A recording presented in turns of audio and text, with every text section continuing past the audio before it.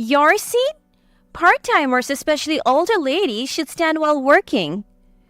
Being in my first year at the company, perhaps she doesn't know who I am. It's surprising that a young female newcomer would say something so rude to me. But maybe she's just young and doesn't understand the working world yet. I managed to keep my anger in check. The new employee was sitting in the manager's chair. I wondered if someone deserving of the manager's chair had arrived while I was away. However, being mistaken for a part-timer was amusing.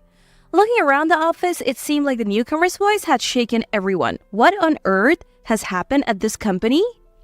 My name is Grace. I'm 37 and just returned from maternity leave. I took a full leave starting 6 weeks before my due date. That was at the end of March. Our first son was born right on the expected delivery date. By the way, my husband Daniel works at the same company. I believe it's a company with a high average salary and a very good working environment. And the newcomer who joined while I was away is Amanda. She, being new, seemed to have quite free-spirited around the office. When I returned to work after finishing my maternity leave, it became clear to me. I realized this when I returned to work after finishing my maternity leave. It's great to be back at work. Our baby was only 2 months old and couldn't be left at daycare, so Mom and my mother-in-law are taking turns looking after him. I returned to work, thankful for their help. There are some new faces I didn't see in March, probably new employees. One of them, inexplicably, is sitting in the manager's chair. Maybe because it's their first year? They don't know where to sit. I gave a casual greeting to the new employee. Nice to meet you, I'm Grace. However, the newcomer didn't respond at all. Perhaps she didn't hear me? I was puzzled but greeted her again. Good morning, I wonder where my seat is now. Then the new employee whispered to me, Your seat? Part-timers, especially older ladies, should stand while working. I was stunned by the new employee's rudeness, and apparently her whispering was futile as it seemed everyone else heard her too. The entire office started to tremble. The new employee, seemingly on a whim, said, I'm going to take a restroom break. And she left. I stood there bewildered but decided to ask the other employees what was happening. The office was eerily quiet. I asked my colleague Frank, whom I had been mentoring before my maternity leave, who she was. Frank, looking perplexed, informed me. Her name is Amanda, she's 22, and as you guessed, a new employee. She's a bit overconfident, I would say. She's not incompetent at work, but she seems very interested in the male staff. What do you mean, interested in the male staff? As I asked, Frank seemed uncomfortable explaining. It seems Amanda is targeting high-earning men in good companies. She has this attitude like, a cute girl like me deserves a high-spec husband. And she seems to have set her sights on Daniel too, despite knowing he's married, as evidenced by his ring. She says things like, I'm much better than his wife, and has even made lunch for him a few times. Hearing this for the first time, I'm shocked. Of course, Daniel has been declining her offers, saying I have a wonderful wife and a lovely child. I blush a bit at the wonderful part, and I'm somewhat relieved to hear that Daniel didn't accept Amanda's advances. Of course, it's hard to imagine Daniel, who is so serious, cheating. It's hard to imagine him having an affair, though. She still kept pursuing him, but lately it seems she's shifted her focus and given up on Daniel. Amanda is young and objectively pretty, so she has had quite a few male employees under the spell. She seems to be assessing who among them is likely to advance in their career. Seeing Frank's troubled expression, I can tell he's had a hard time. That's tough. I'd be furious to think someone was trying to seduce my husband, but what a problem, dealing with a woman so intoxicated with herself. Frank nods vigorously to my words. Exactly. Lately she's been claiming the CEO is fond of her. The CEO is 45 and single, right? She's convinced herself she's going to be the future CEO's wife, acting freely and even sitting in the manager's chair. No one knows the truth and nobody dares to confront her. It's as if being the CEO's wife is a foregone conclusion among the new employees. That certainly makes it difficult for everyone to work. She's probably drunk on her own youth and beauty. I understand everyone's struggles, but we can't allow her to dominate like this. As I respond to Frank, he looks disheartened. Frank continues to list the new employees' outrageous actions. It's terrible. Amanda mocks older women as older ladies. How? Short-sighted, not realizing she'll age too? That's a nasty way of thinking. I'm scared I might be targeted next. I laugh. According to Frank, he heard her say to one of the female employees, "Older lady, you better hurry up or you won't get married." Apparently, she boldly said this right in front of the person. She seems to have no regard for seniority, speaking ill of them even in the restroom. "So unattractive. It's pitiful. A poor choice of husband. Just too sad. As an older lady, no one would choose her." She appears to look down on female employees in general. "I might have become her target too," says Frank. She probably mistook Grace for a part-timer. I'm sorry, we couldn't properly mentor Amanda in Grace's absence. Seeing Frank's apologetic look, I also feel sorry. As I mentioned earlier, she claims the CEO favors her, so we can't complain much. Lately, she casually takes hour-long bathroom breaks, and we find it difficult to use the restroom during that time. It's unclear what she's doing in there. It seems Amanda is getting quite carried away. Looking at the clock, it's been 30 minutes since Amanda went to the bathroom. An unacceptably long break for a professional. But maybe she's genuinely unwell. I tell everyone present, I'll go check the restroom. It would be a problem if she's collapsed. The people there seemed puzzled about what to do. Well, I'll go to the restroom and talk to her. As I approach, I hear Amanda's voice. It seemed she was talking to someone. I listened from behind cover. "It's so annoying. The part-time employee, here I am, a full-time employee favored by the CEO, and there's this part-timer acting like she doesn't know her place, asking where's my seat? Such an incompetent part-timer." Someone on the phone was responding. Perhaps the person on the other end was a man? "Her face? She's not hideously ugly." "Really? But she's in her 30s. She's just a foil for me. But she looks like she can't do her job at all, not even good enough to be a foil. I am, after all, favored by the CEO, but I only love Andrew." Andrew must be Amanda's boyfriend. But wasn't Amanda looking for a husband? It was confusing. "If I am to marry, it has to be a wealthy CEO. But my heart belongs only to Andrew. When I become the CEO's wife and get a lot of allowance, I'll make Andrew the #1 at his bar. Just have to endure until then." Amanda's phone conversation seemed to be with a bartender. She wanted to marry someone with a higher income to support her bartender boyfriend? Calculating, greedy, and not particularly capable, she's the type I dislike the most. I burst through the door. Amanda, not expecting me to enter, looked terribly surprised. "What?" Amanda was extremely startled. "Don't you think that's rude? Did you consider that I might be feeling unwell? Think a little. Until now, no one has ever come into the restroom while I was there. When I'm in the restroom, nobody else uses it. At least not on this floor. Can't people who can't do their job at least be considerate?" Amanda's reasoning was laughable. I chuckled and Amanda became even more furious. "What's with you? Part-timers are just not up to it. Unlike full-time employees like me, being a part-timer in your 30s, that's just unthinkable." Her extreme anger made me laugh. Though Amanda was visibly upset, I managed to respond calmly. "First, maybe you should hang up the phone, Miss Full-Time Employee." "What's this older lady blabbering about?" Amanda retorted, but I calmly said, "Everything you said was heard by the guy on the phone."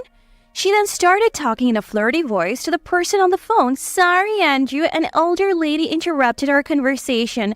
I'll call you back, Andrew. Don't give your heart to any other woman, okay?" With quite the performance, Amanda changed her tone to end the call. After hanging up, she glared and confronted me. "You get it? I'm favored by the CEO. Someone like you, an older lady part-timer, can be fired in an instant. By the way, what's your name? I should ask again to remember." Such foolishness is impressive in its own way. I sighed deeply. "It's Grace. Your husband was under my care, wasn't he, Amanda?" Amanda seemed to think for a moment. Then she realized I was Daniel's wife, whom she had tried to approach before. She laughed loudly. "You're Daniel's wife? You? Daniel has terrible taste then. He won't get far in his career with an older lady like you. Calling you a wonderful woman? That's laughable. How old are you anyway?" I realized I was being looked down upon, but I decided to endure it. "I'm 37 years old." 37? Older than Daniel? Why did you start as a part-timer? Is Daniel not earning enough? Maybe you're not supporting him well enough." I sighed. No need to worry. My husband was recently promoted to head of the department. Hearing about my husband's promotion, Amanda seemed displeased and was probably thinking of what to say next. I decided to speak first. And I'm also a full-time employee, just like you. Amanda looked shocked. She had thought I was a part-timer. Really? A full-time employee? So you're my senior, but just being a senior doesn't mean much, does it? You must be jealous of me because I'm young and cute. Poor you. I'm young, cute, and a full-time employee. Even though I consider myself an older lady, hearing it from Amanda was disagreeable. Amanda, seeing my irritated face, seemed to enjoy it more. You won't be mean to me just because you started working here before me, will you? Please stay quiet, Grace. After all, I'm favored by the CEO. She laughed and looked at me. Clearly, she was hostile towards me, but I'm not childish enough to argue here. Understood. Let's go back anyway. If both of us don't return from the restroom, everyone will start worrying, got it? Amanda looked dissatisfied. She fiddled with her hair. I wondered if she had no intention of returning to her desk. I wanted to relax a bit more. You know, I'm favored by the CEO. If I tell him, you and Daniel could both be demoted. Lacking professional ethics, I was getting irritated talking to her. I needed to maintain adult composure and decided to use my last resort. I'm your senior and your supervisor. Just then, other employees came looking for me. Manager, we were worried. Has Amanda done something inappropriate? Amanda's surprised face was memorable. Manager? Yes, I hold the position of manager. I returned from maternity leave earlier than planned as they needed me back urgently without taking any childcare leave. Today was my first day back. I was surprised to see how much had changed. However, I didn't particularly like being called manager. I had asked not to be addressed as such, but given my conversation with Amanda, Frank and others must have been worried. They called me manager. Amanda finally seemed to realize that I was the manager, and the reason the manager's seat had been vacant was that it was mine. Amanda had been sitting in my seat, acting as if she were the manager. However, the reality was different. Noticing the absence of my rightful chair, I gently asked Amanda, where is my seat? Amanda might be young and cute, but she completely lacks respect for her elders. She mistook me for a part-timer and treated me like an older lady. However, such an attitude is unacceptable even if I were a part-timer. Part-timers are essential for a company's prosperity. As a manager, it's my duty to treat part-timers with respect. Amanda seemed surprised to learn I was the manager, but turned around as if she still had one more card to play. But Grace is the manager. I'm favored by the CEO. What an impudent woman. I sighed for what felt like the upteenth time today. It's time to return to the office. I thought about going back alone if Amanda didn't, but she silently followed me. Back in the office, Amanda seemed to sit at her own desk. I took my seat in the manager's chair. I immediately called the CEO. Oh, what's the matter? Is that the CEO? I've returned to work today after finishing my maternity leave. I need to discuss something with you. Could you please come to our department? Understood. I'll be there right away. I'm also concerned about your health. I sighed again after hanging up the phone. Soon, everything would become clear. Within 5 minutes, the CEO arrived at our department. As always, he looked energetic and asked me, How are you feeling? He asked me. I responded to the CEO in a loud voice. I'm doing all right, but I have a question for you. Oh, what is it? Is it true that you have been in a long-term relationship with a woman? What? Did you call me here just to confirm that? I looked at Amanda. Yes, I was just curious if you had been approaching Amanda? The CEO didn't take it seriously and laughed. What are you talking about? You know I've been dating Emily for over a year and we're planning to get married soon, right? Right, you're getting married to Emily, so there's no way you would approach Amanda. The CEO looked surprised. What are you saying? That's scary. Did Emily tell you something? You know I love Emily. I've never even talked to Amanda with any intention of approaching her. Of course, I said. Then turned my gaze back to Amanda. Amanda's face had turned pale, and no wonder. She had just found out the CEO had not been approaching her. It was all her own misconception. What should I do? I said this mischievously while looking at Amanda. Amanda? The surrounding employees didn't know whether to laugh or keep a serious face. Amanda, called by name, stepped forward. Yes? Did you understand what I said? The CEO looked at Amanda and me, not understanding the situation. Amanda, appearing to have given up, spoke again. Grace, aren't you being overly familiar with the CEO? I did intend to be overly familiar with the CEO, but it seemed my normal behavior might have come off as such due to my irritation with Amanda. Is that so? Amanda, seeing my confused look, seemed to misunderstand that I had a sexual relationship with the CEO. Could it be that you and the CEO have a sexual relationship? As I hesitated to answer, the CEO promptly replied to Amanda, "Do Grace and I seem that close to you, Amanda?" Why are you so familiar with each other? Amanda whispered in a small voice. The CEO continued, "Well, that's because Grace and I are cousins." I thought to myself, I have let it slip. If everyone knew the CEO and I were cousins, they might start treating me differently. That's why I hadn't told anyone. Unconcerned about my dilemma, the CEO kept talking cheerfully. "Grace is very competent. Amanda, you can learn a lot from her. Work hard." Amanda, altering between pale and flushed, managed to say, Yes. Amanda said only that. Then the CEO said, "Well, I should get back to my office now." And he left. That left us there. I managed to say, "Let's all focus on our work," and return to my desk. The day ended like that, but Amanda seemed unable to concentrate on her work, and the next day she was absent. Perhaps she felt humiliated. She did call to report her absence. Could that be considered the bare minimum of professional etiquette? I'm sorry, I'm not feeling well today, so I'm taking the day off. And with that, the call ended. Amanda was absent the following day as well, but this time there was no call. She continued her unexcused absences for the next few days. After a week of no-shows, her resignation letter arrived. Amanda, who had arrogantly taken long bathroom breaks, must have been deeply embarrassed after her relationship with the CEO was clearly denied. Amanda was certainly young and cute, but it seems she never ended up marrying a colleague and resigning. After Amanda left the company, it was revealed that many men had been approached by her. It appears she had approached everyone she was interested in. Amanda's whereabouts are unknown. As for me, I am enjoying my work immensely.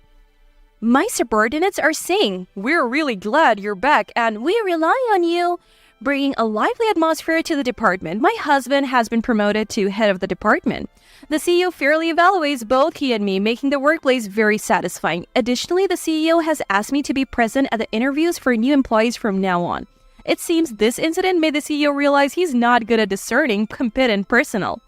The CEO said, "With Grace, I'm reassured, since she has a good eye for people." He was as laid back as ever. "I want to hire new employees who can value the company and their colleagues. We don't need new hires who come with preconceived notions like mistaking a woman in her late 30s for a part-timer. Nor do we need those who don't treat part-timers with respect. Youth and good looks aren't necessary either. What's important is the ability to work humbly and efficiently. Time to work hard again."